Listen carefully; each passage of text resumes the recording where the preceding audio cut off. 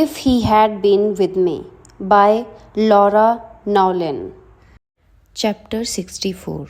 Jamie calls me early the next morning. I'm surprised. He never usually wakes up before 10 o'clock if he can help it. Hey, he says, is it too early to come over?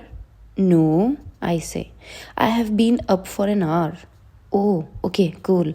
His voice sounds strange and my stomach turns over on itself.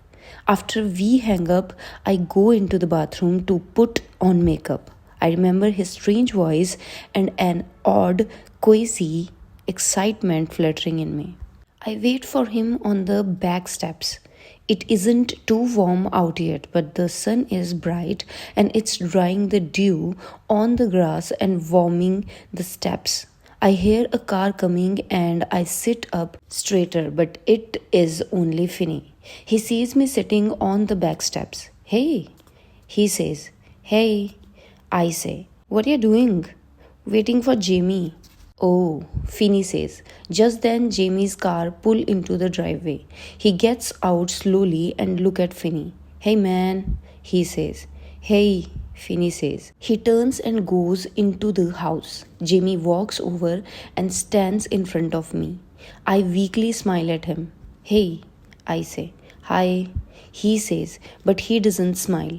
I know it for sure then, and my chest aches exactly as if he had punched me. I close my mouth and swallow. So, this is it after all, I think. How easy and obvious it seems now. How silly and trite, how terrible and real.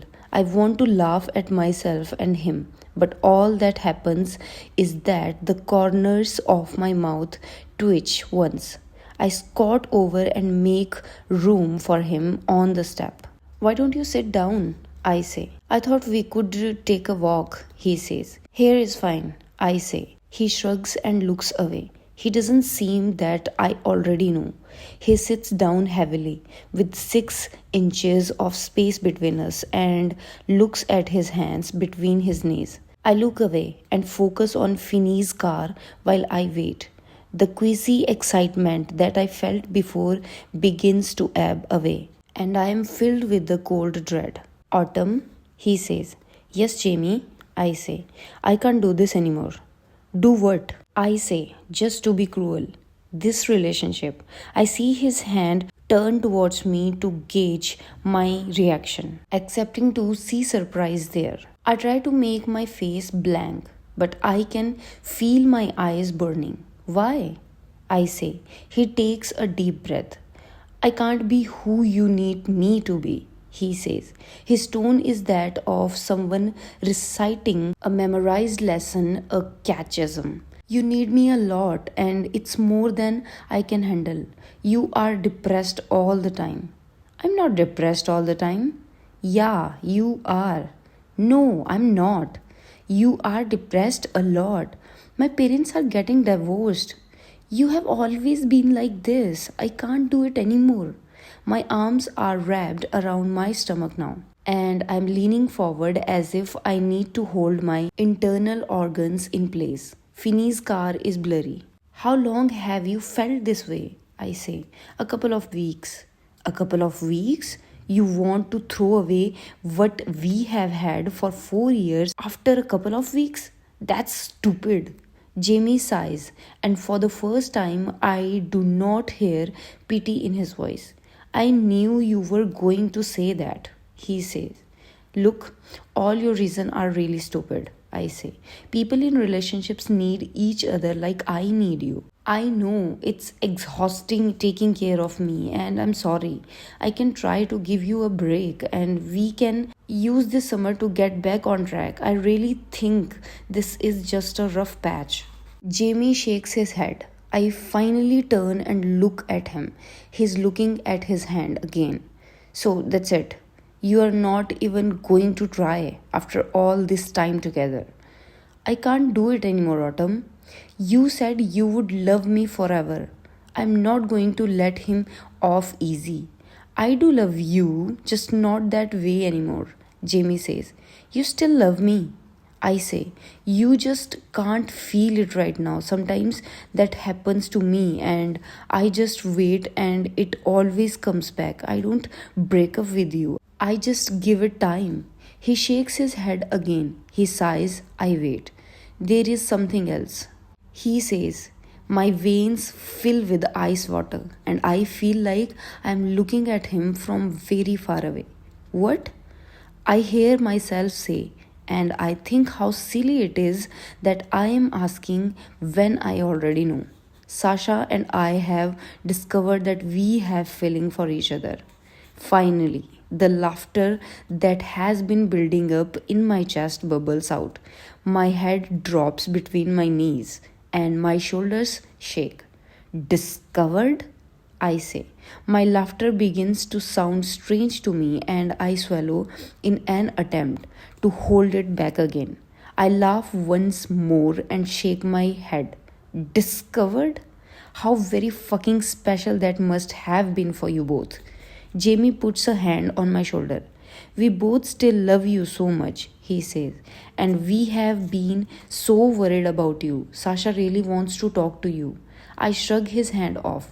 No, no, no, I say. Just stop. Give me a minute. I take a few deep breaths. Jamie watches me respectfully, his whole aura radiating sympathy. I sit up straight again and take one last deep breath. Okay, I say. Jamie leans forward expectantly. Did you sleep with her?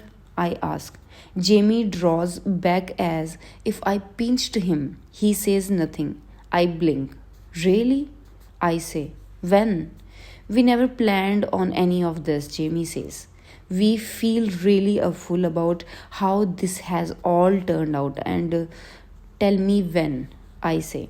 His face hardens like it did when he said he knew what I would say.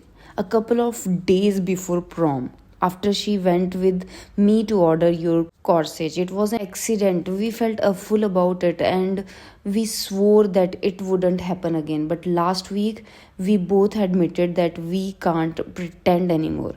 We care about each other, but we didn't want to ruin graduation for you. And you guys want a damn medal? I say. I go over every memory of the 6 weeks since prom. It's only in the past 2 weeks that I can see anything being different. I thought we were all stressed about the end of school.